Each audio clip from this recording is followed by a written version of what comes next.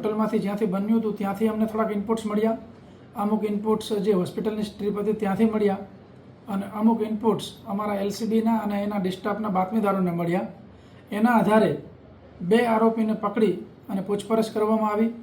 એ જે 2 આરોપી છે એમની પૂછપરછ દરમિયાન પોતે કબૂલ્યું કે આ કૃત્ય એમણે જ કર્યું છે અને બંને આરોપીના નામ વલ્લભ વસાવા એ વડોદરા ગ્રામ્યના કરજણ તાલુકાના છે અને અન્ય જે છે એ રાહુલ ઉર્ફે કાળિયો રાહુલ ફૂલચંદ યાદવ એ મૂળ યુપીના છે, પરંતુ એના માતા પિતા બિલીમોરા રહેતા હતા નવસારી જિલ્લાના અને એના માતા પિતાના મૃત્યુ થયેલ છે. ત્યારબાદ એ રખડતો ભટકતો છે.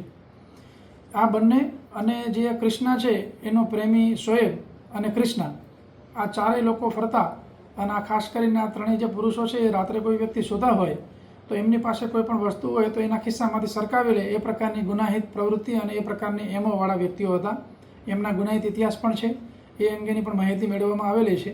અને એ સિવાય આ આરોપીઓને પકડ્યા બાદ એમની પાસેથી 22 જેટલા મોબાઈલ અને 3 જેટલા બાઇક જે અલગ અલગ જગ્યાએ એ લોકોએ ચોરી અને કોઈને રાખેલા હોય એ પ્રકારના રિકવર કરવામાં આવેલા છે.